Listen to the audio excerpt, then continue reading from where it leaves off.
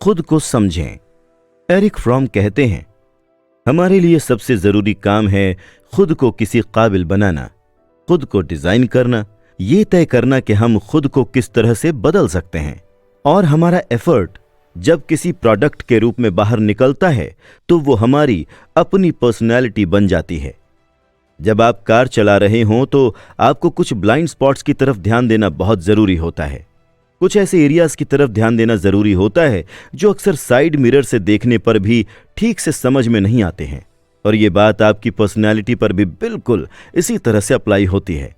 अगर आप एक सक्सेसफुल जिंदगी जीना चाहते हैं तो आपको अपनी पर्सनैलिटी के हर एक हिस्से की जानकारी होनी चाहिए। इससे कोई फर्क नहीं पड़ता कि आप अपनी पर्सनैलिटी के उस एक पर्टिकुलर हिस्से को लेकर क्या सोचते हैं, या फिर आपका वो एक रूप आपको दूसरों के सामने अनकंफर्टेबल फील करवा सकता है। जब भी मैं लोगों को ट्रेनिंग देता हूं, मैं अक्सर उनसे कहता हूं, इस बात पर ध्यान मत दें कि आपके बारे में सामने वाले क्या सोचते हैं, वो आपके बारे में क्या जानते हैं। अपनी पर्सनैलिटी के उस एस्पेक्ट को तलाशने की कोशिश करें जिसके बारे में दूसरों को क्या, आपको खुद भी मालूम नहीं है। अपने ब्लाइंड स्पॉट को तलाशने की कोशिश करें। और अगर आप अपने बारे में अच्छी तरह से समझाना चाहते हैं तो आपको दूसरों से पूछने की जरूरत पड़ सकती है। दूसरों से आपके प्रति उनकी राय, उनका फीडबैक जानने की कोशिश करें। आज टेक्नोलॉजी के इस दौर में आप चाहें तो पर्सनैलिटी टेस्ट और साइकोमेट्रिक असेसमेंट टूल जैसे कि MBTI, DISC, हैरिसन असेसमेंट का सहारा ले सकते हैं। अगर आपने खुद को लेकर प्रश्नों का सिलसिला तैयार कर लिया तो जल्द ही आप अपनी पर्सनैलिटी को पहचान जाएंगे।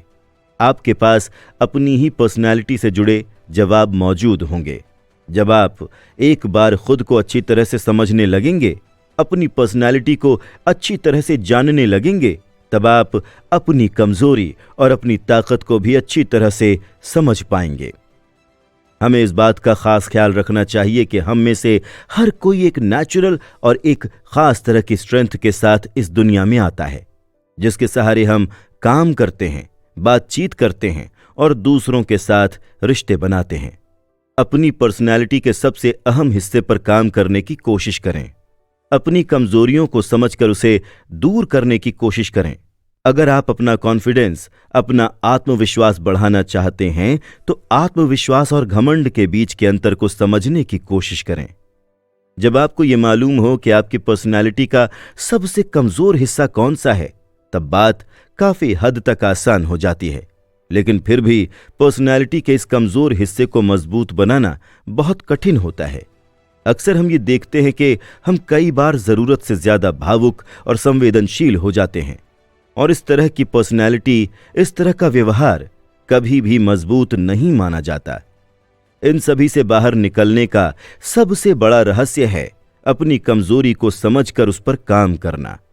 यहां पर यह समझने की जरूरत है कि आपको कब अपनी पर्सनैलिटी के उस कमजोर हिस्से पर काम करना चाहिए और कब उसे छिपाने की कोशिश करनी चाहिए। अपने व्यक्तित्व को समझें। सबसे पहले एक सवाल है, आपने अपनी पर्सनैलिटी पर आखिरी बार कब गौर किया था? अब कुछ पल के लिए सारे काम छोड़कर इस तरफ ध्यान देने की कोशिश करें। आपके अंदर कुछ तो अनोखा होगा ही। अपने अनोखे स्टाइल, अपनी सोच, अपने विचार और अपनी आदत पर नजर घुमाएं। हर दिन आपके आसपास बहुत से लोगों से आप मिलते जुलते हैं और उनके अनुभव आप तक पहुंचते हैं। अपने आप को समझने के लिए खुद से सवाल पूछें, क्या आप शांत रहना पसंद करते हैं या आपको ज्यादा बातचीत करना पसंद है? आप अपनी भावनाओं को लेकर नपातुला रहना पसंद करते हैं या आपकी भावनाओं पर आपका कोई कंट्रोल नहीं है? आप बहुत जल्दी भावुक हो जाते हैं या ऐसा बिल्कुल भी नहीं है? आप एक अच्छे वक्ता हैं या नहीं? आप दूसरों की बात अच्छी तरह से सुन सकते हैं या नहीं? आप एक सकारात्मक व्यवहार वाले व्यक्ति हैं या आप में नकारात्मकता भरी हुई है? आपको यह समझना होगा कि आप अलग अलग परिस्थिति में किस तरह से व्यवहार करते हैं। हम में से ज्यादातर लोगों की पर्सनैलिटी घर के अंदर और घर के बाहर अलग अलग तरह की होती है। आपको यह समझना होगा कि दूसरे लोग ऐसी परिस्थिति में कैसा व्यवहार करते हैं और आप क्या कर रहे हैं।